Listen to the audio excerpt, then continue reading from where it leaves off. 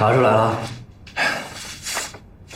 所有的涉外银行都调查过了，从小丸子死以后，并没有任何异常的外币提取现象。不会吧？这些是账目，你可以看一下。季组长他们的工作做的还是比较仔细的。那这笔钱会不会存在周边哪个城市的银行里？这点我已经想到过了。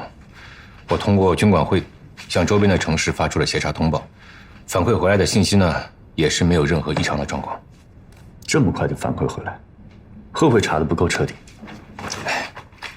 涉外银行啊，大多在咱们盐城，周边的城市一共只有7家，所以调查起来比较方便。大金银行去了，别忘了巴比哪吒是在那儿取的200美金。季组长亲自去的，小丸子在大金银行只存了200美金。那这事儿蹊跷。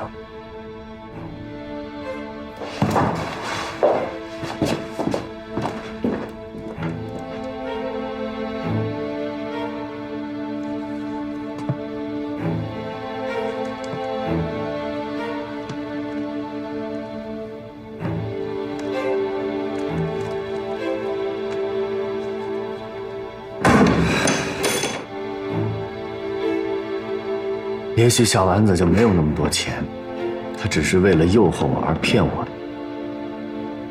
那他要是没这么多钱，巴比哪吒为什么要杀他？而且凶手杀巴比哪吒如果是为了伪造自杀，那为什么要在剧场开枪呢？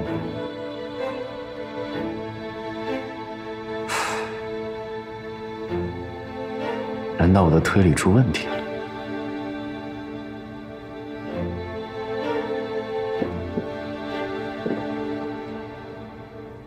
是不是很丢人？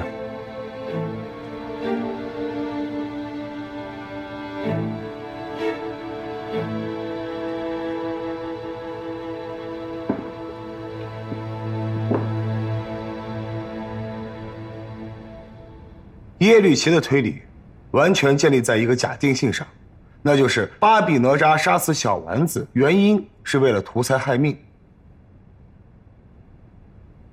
我再强调一遍，图财害命。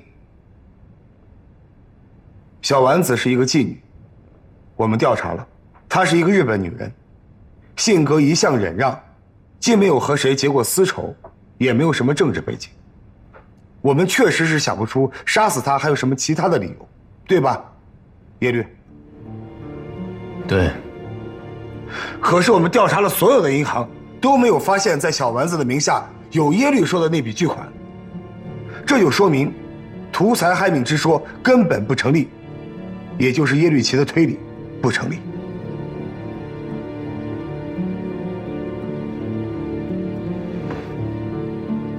我承认我的推理太过主观了，因为我太想在你们面前尽快地证明我自己，以至于我对我的推理一圆再圆，让我的推理出现了很多的漏洞。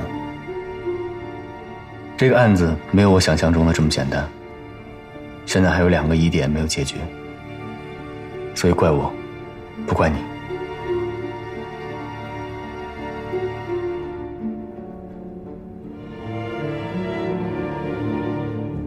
耶律齐同志，你能够这么坦诚，这非常好。小丸子案可能另有隐情，我个人觉得耶律齐同志的推论合情合理。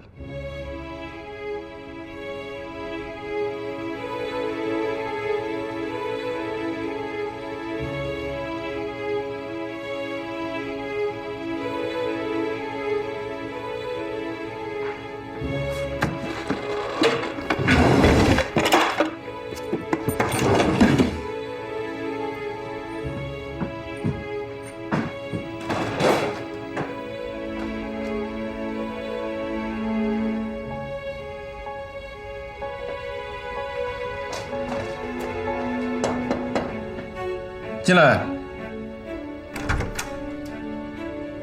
老师。哦，休息啊。这么晚了，怎么还不休息啊？我想请您帮我派个战士出现场。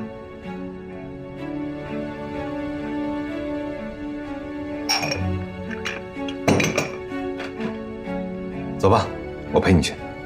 不用了，您帮我派个战士就行。太晚了，让战士们休息，我陪你去。走。嗯。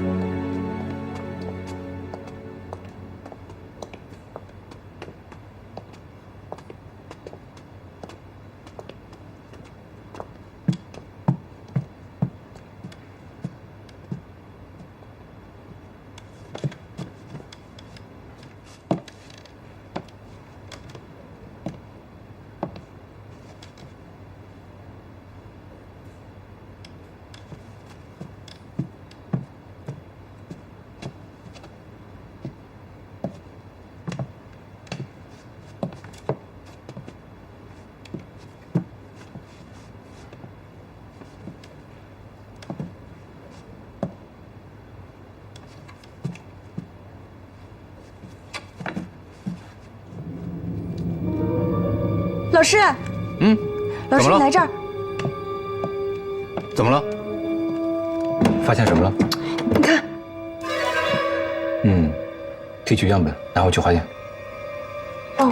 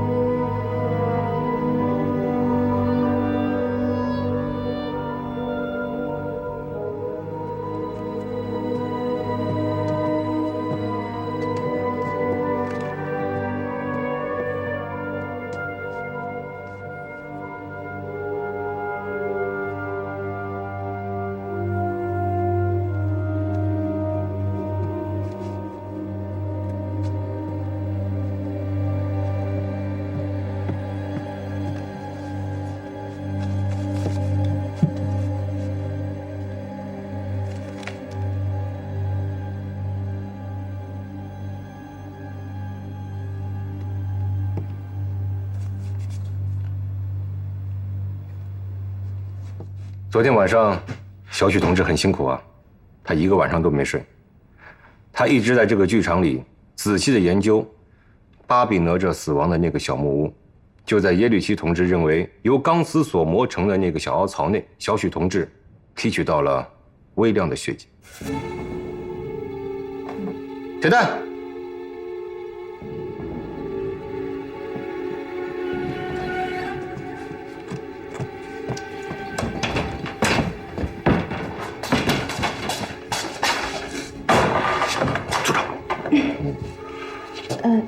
齐大，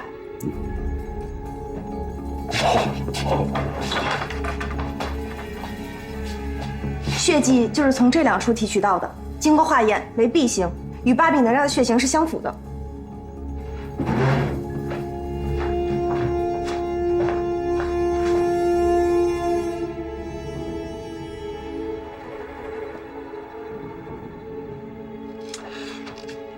会不会是巴比哪吒用刀割自己的时候溅上去的？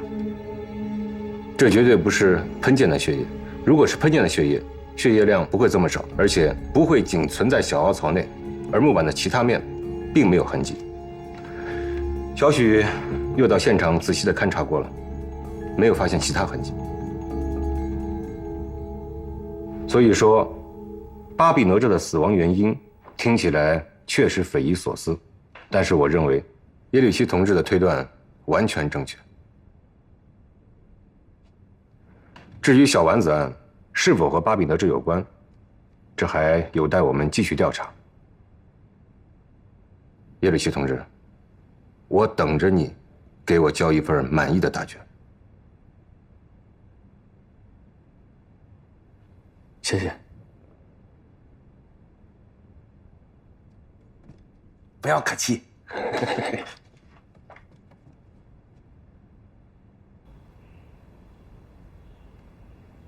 还有另外一种可能。什么可能？巴比哪吒有可能是畏罪自杀，也有可能是被人栽赃。可是那200美金确实是从巴比哪吒那儿搜出来的呀。就是，那还是我姓借的了。一个能想出这么巧妙的办法干掉巴比哪吒的人，在他卧室里藏2张钞票还是难事吗？如果巴比哪吒真是被人栽赃，那我的这个疑问就算是解释通了。什么疑问？那天晚上巴比哪吒登台的时候，表情非常的淡定，丝毫没有自杀前的慌乱，所以我觉得当时他还不知道自己马上要死。那我们接下来怎么办？接下来我们要把所有不合理的变为合理。现在这个案子最不合理的地方，就是那天晚上剧场响了几声黑枪。这不是孙组长提出来那个疑问吗？对，他提的这个疑问非常有用。铁蛋儿，你去物证室，把当天晚上在剧场捡到的弹壳给我拿过来。那天晚上我们为了保护群众没有开枪，所以捡到的弹壳一定是打黑枪的人留下的。是。你去孙大虎那里，把这几次特务枪击案的弹壳都借过来。这是不同的案子，你借他干嘛呀？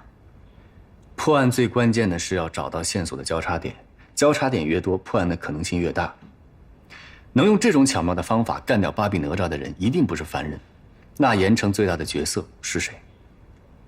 马扶摇。对。那孙组长要是不借呢？那你就去你老师那儿告状去。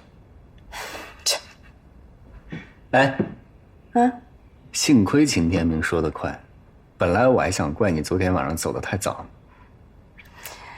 你真的不应该告诉我，我现在都有点不想帮你了。昨天晚上谁陪你去的呀？老师啊。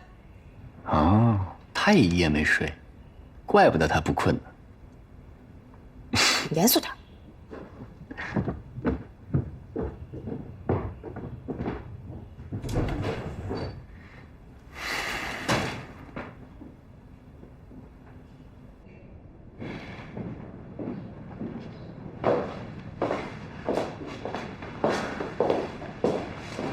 同志，你好，我是来问一下我的复考申请什么时候下来呀？叫冯凤。已经交给上级了，还没批复。那能不能麻烦快一点？这个恐怕不是我们这里能决定的。现在办理出境手续的人很少，大家都在回国参加社会主义建设，我们对出境手续的程序也不是很了解，只能一步一步来。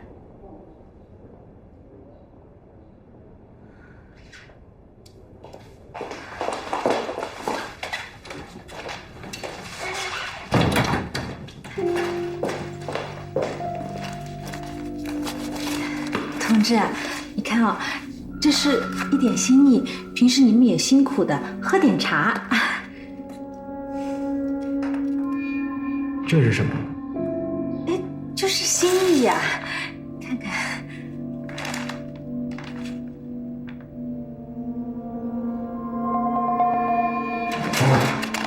这位同志，可能你还不太了解人民政府，为人民服务是我们应尽的义务。你这种做法不太合适，请你收回去。哎呦，没关系的，我的一点心意。你的心意我们领了，但是这个真的不能收。你要是不收回去的话，我就得向上级汇报了。不是啊，那不用了，不用了。哎呀，那谢谢你啊，同志。没关系。你帮我盯一盯啊。好。那我先走了啊。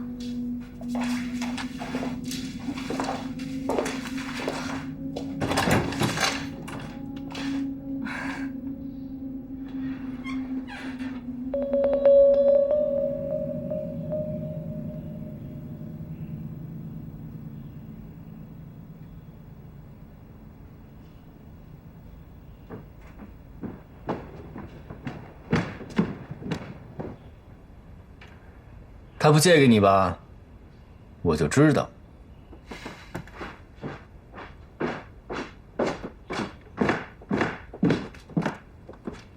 几次枪击案，一共7枚弹壳都在这儿。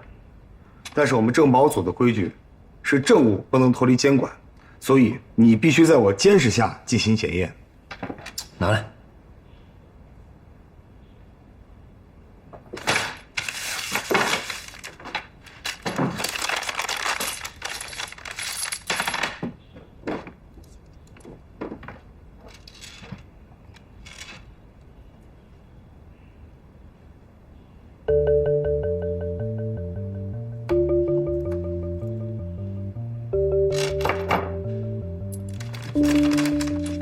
枪击案现场和剧场的弹壳不符，拿去吧。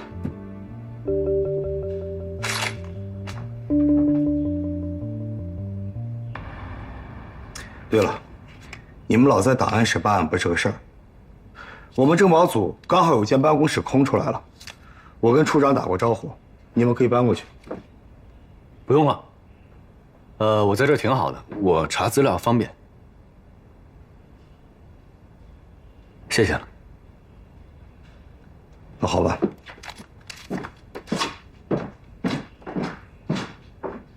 跟他坐一个办公室，听他唠叨，要不要命？耶律，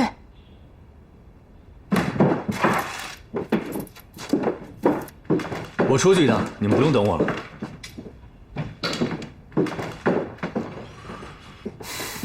又不带咱俩。你再仔细回忆一下，那天晚上我们球会和你们打比赛，有没有什么不正常的地方？就是下大雨那天晚上。我说你是怎么了？老盯这场球干嘛？你们橄榄会这个赛季夺冠已经没有任何悬念了，还担心有人捣鬼啊？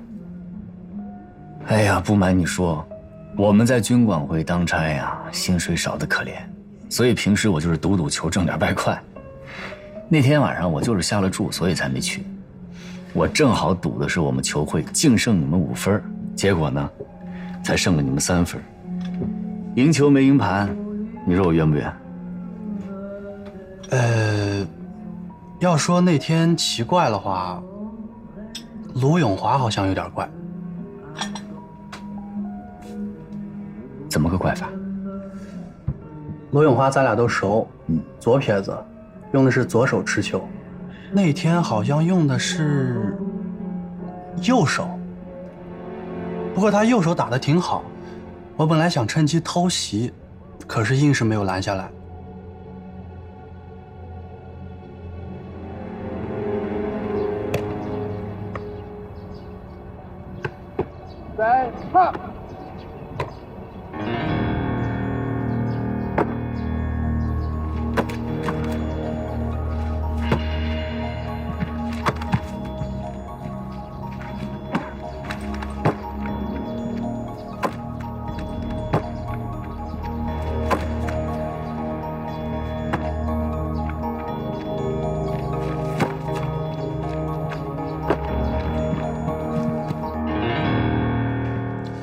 我仔细的想过了，耶律齐的分析还是相当精彩的，尤其是后半段关于巴比哪吒的死因。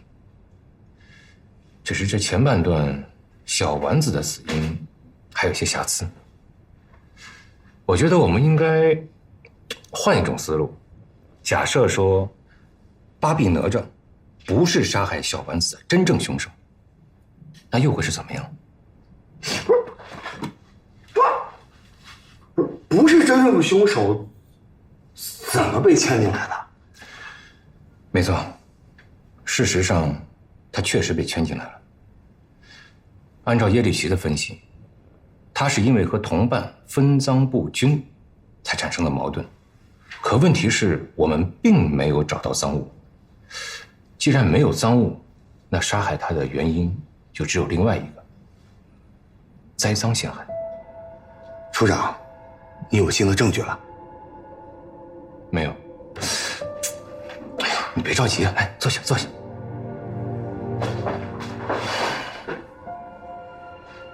我呢，只是觉得很奇怪。你想想，小丸子死后，耶律齐刚刚提出是他杀，我们很快就发现巴比哪吒曾经提过款，紧接着巴比哪吒就死了。你觉不觉得这一切发生的太过于顺利？我也是这么觉着的，太顺了。所以我就认为，如果真的有人能够做到这个程度，那绝对不是个人的行为，他背后应该有一个庞大的犯罪组织。处长，你的意思是，还是马扶摇他们在背后捣鬼？我觉得特务组织的可能性非常大。特务的事儿交给我了。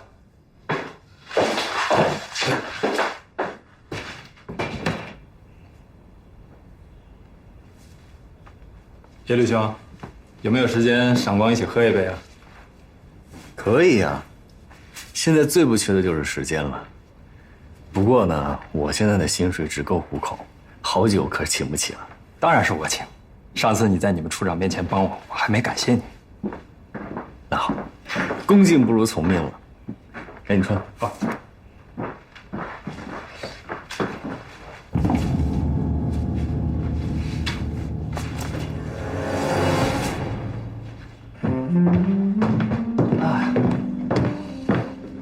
哎呀，好香啊！没猜错的话，这是20年的单一麦芽威士忌吧？我只有在梦里才咂摸过。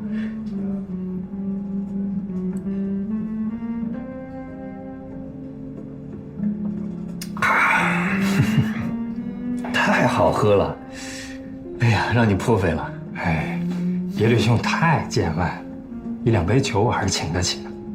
再来一杯。可以啊，再来一杯。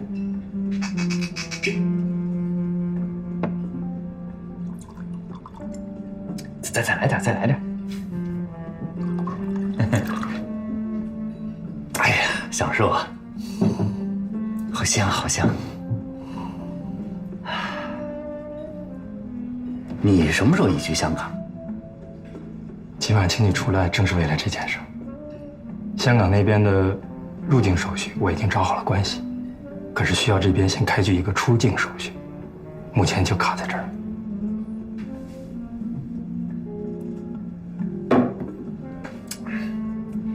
太抠了你！办这种事儿不花点钱，你指着他能办成吗？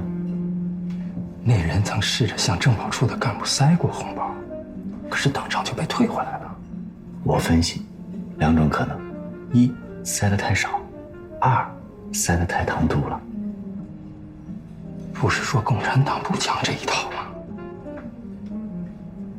共产党也是人，共产党也得吃饭。叶律兄的意思是，该放血就得放血，不然你就等着，啊，不知道哪一天这事儿才能办好。我不能再等了，我都急死了。可是就算我想烧香，我也得能找到庙门，不是？叶律兄，我实在是不知道这种事儿该怎么办，还请叶律兄多多指教。你好，先回避一下好吗？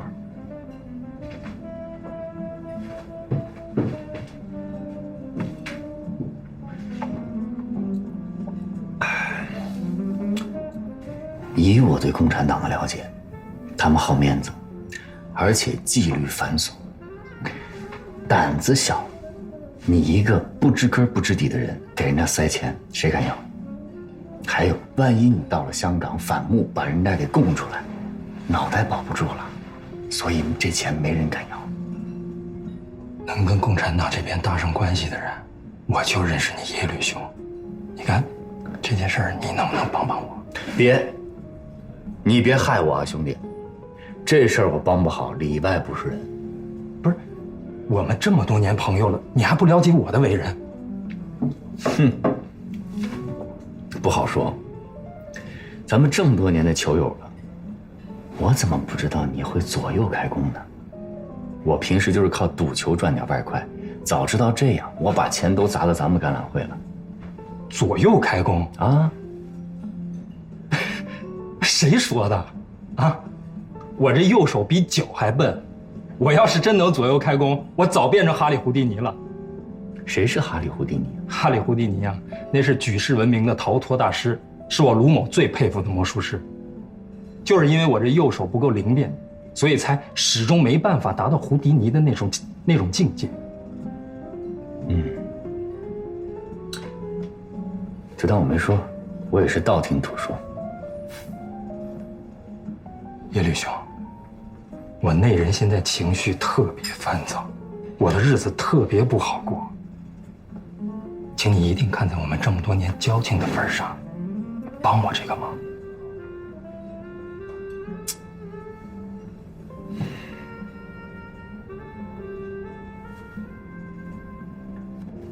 那作为朋友，我提醒你一点，出手不能太抠。这个事儿太危险了，是掉脑袋的，出的少了，谁会给你办？你说个数。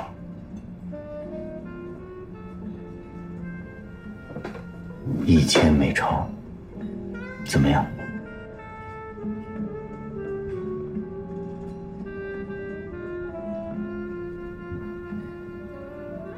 好，这事儿天知地知，我不会给你开收条，我也不会告诉你钱去哪儿，但是我能保证的，如果这事儿没办成，钱一分不少退给你。千万别这么说，你能帮我已经很感激了。你觉得这事儿多长时间能见分晓？这个我得去问问，军管会的干部是分段管理，这一段应该是治安组。好，那我这就去筹钱，其他的叶律兄你多多费心，越快越好。好。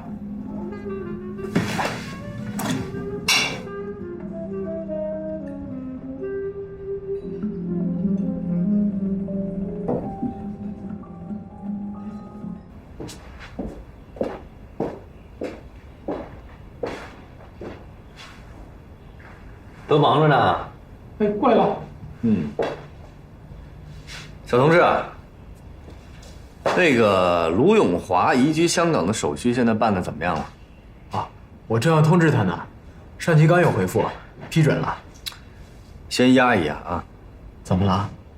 现在他牵扯到我们一个案子，我们正在调查他，多的呢也不方便给你透露。总之，暂时先不能让他走。他夫人总来催，要是问起来，我怎么说？哎呀，就说没批下来嘛，这么简单的事儿，是不是？好，走了。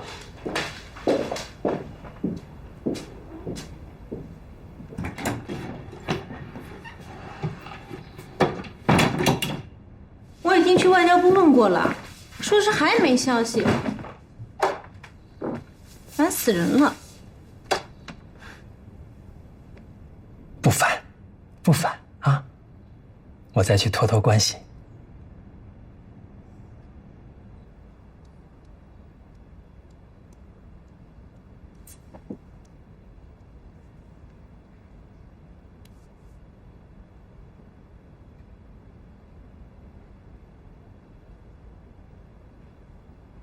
你确定会来吗？别急呀。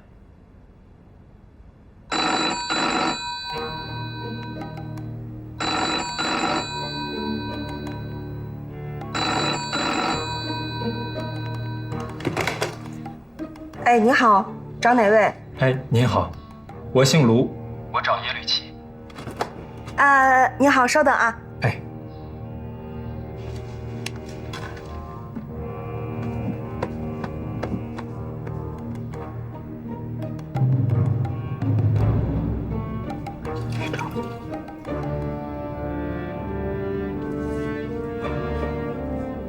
喂，你好。叶律兄。哦，卢兄啊，什么事儿啊？我托你办的那件事儿，你问了吗？哎呀，你看我这记性，我本来要给你答复的，这一忙给忙忘了。怎么样？需要多长时间？1个月内见分晓。兄弟，还有什么要求，你尽管提。去帮我带杯水去。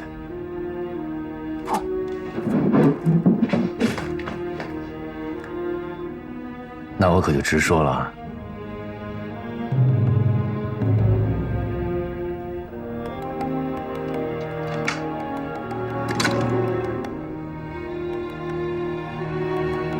还要1000美金。还要1000，这算是朋友啊？我就算是托不认识的人，也花不了多少。只要能把事情办成，该花的钱总是要花的。不是讲共产党不吃贿赂的吗？怎么开口比谁都凶啊？他哪算什么共产党啊？他要不是会破点案子，早就被共产党拿下了。那你要贿赂他？这小子最近沉溺赌球，估计是输红眼了才狮子大张搞的。可是他又不是管这个事情的，万一收了钱之后不办事情怎么办？那肯定不会，我跟他交往又不是1年半载的，这小子看着吊儿郎当的，办事还是很靠谱的。靠不靠谱不先说，最主要是看他有没有这个能力。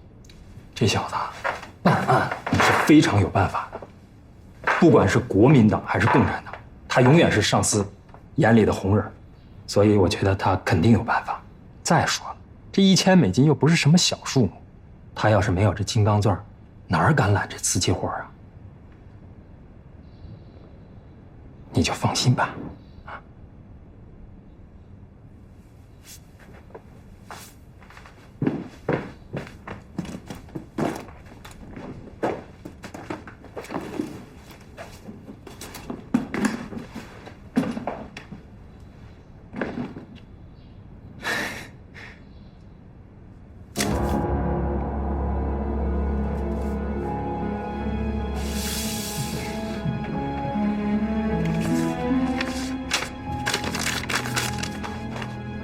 那你等我消息。那我就静候佳音了。好。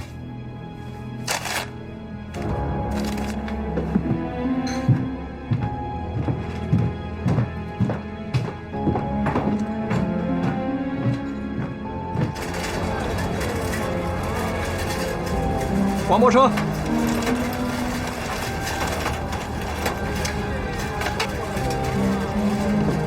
去邮局。好嘞，跟着他。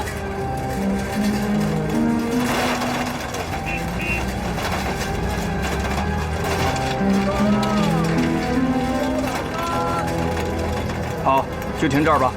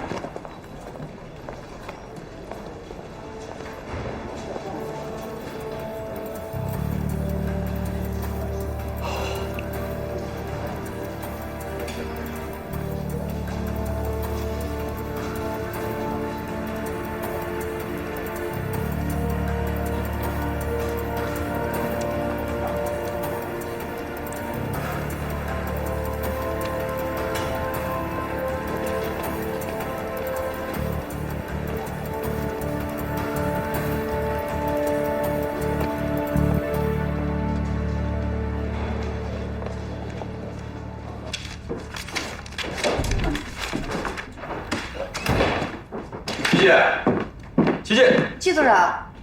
哎，小雪，见耶律了吗？没有，他没在这儿。这小子上哪儿去了也不请个假？我不知道，他这2天也挺神秘兮兮的，毕竟现在是我领导，我也不好过多的问啊。哪儿都挺好，就是最近学会装神弄鬼了，估计就是受三姑影响。哎，我见过耶律的母亲啊，挺和蔼的一个老太太，也没什么神道的呀。挺和蔼老太太。小许同志，你对三姑的评价是这么与众不同啊？季组长，您有什么话就直说，我没太明白。你不知道三姑是干嘛的？不知道啊。专业跳大绳呢。忙吧。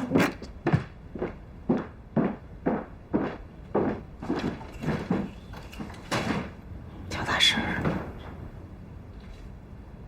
报告组长，这2天耶律老往外跑，还不找我跟着，小许问他这个干上了，他也不说。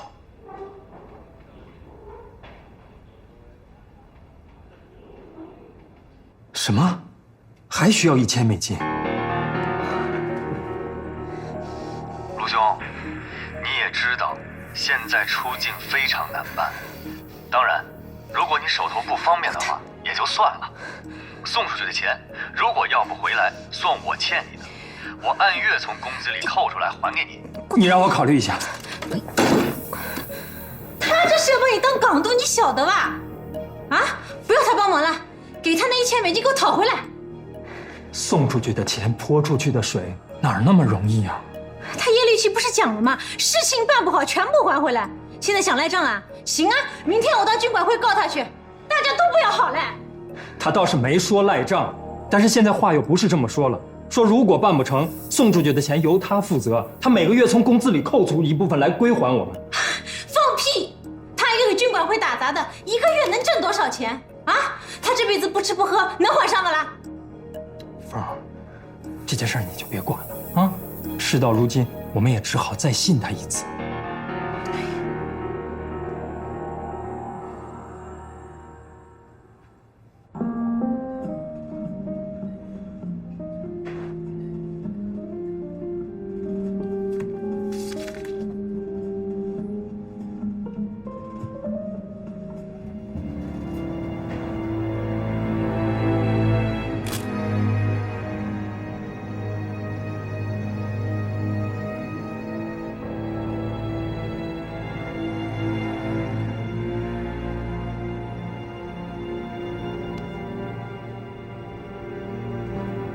我先走了。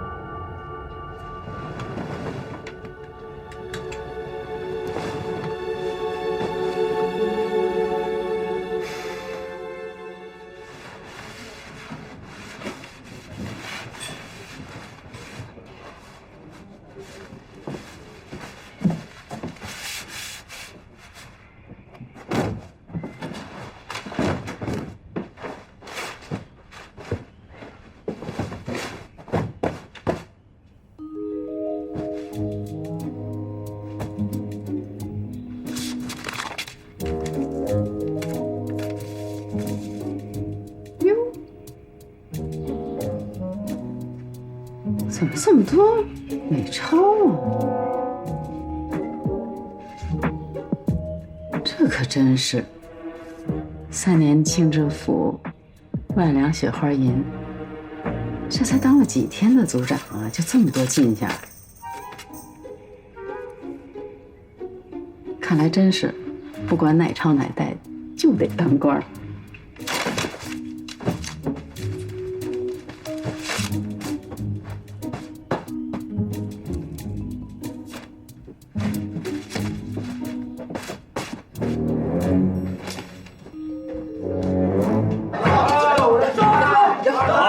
开讲了啊！牡丹，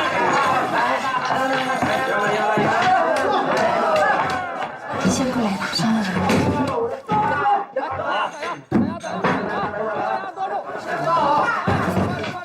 来，100美钞。快！仙姑啊，你可真是神仙手笔，这年头还弄得来美钞。私藏外汇，你不怕公差人抓你去，劳动改造？抓我，他们都不怕抓，我怕什么呀？再说我儿子就是抓人的，谁敢抓我呀？仙姑啊，我都输了3回了，棺材本都赔进去了，你帮帮我，这次开把牡丹会不会中啊？不中。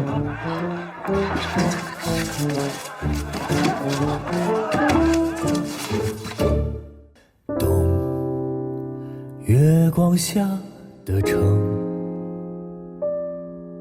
北风中是谁的白雪皑皑，凌乱的脚印，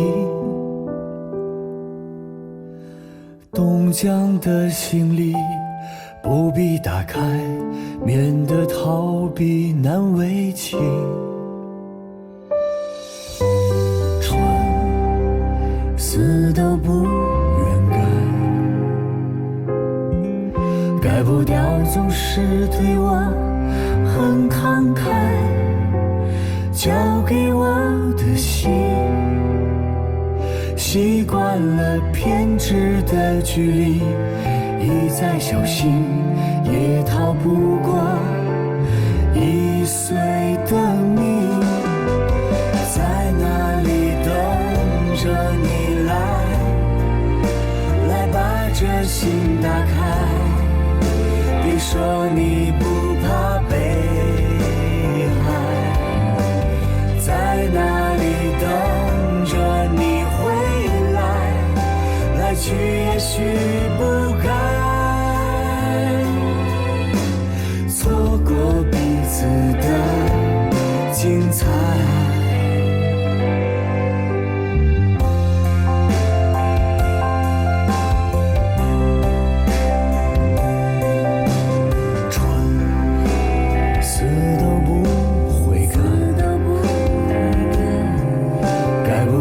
总是对你很慷慨，交给你的心，天真的跑进风里，不再小心，一路上逆风而行。在哪里等着你来，来把这心打开，别说你不愿被爱。在哪里等着你回来，来去也许不该，错过彼此的精彩。在哪里等着你来，来把这心打开，别说你不愿被爱。在哪里等着你回来，来去也许不该，错过彼此的精彩。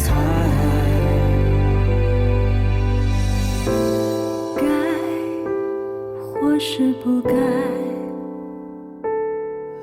那么一定是精彩，精彩的不该。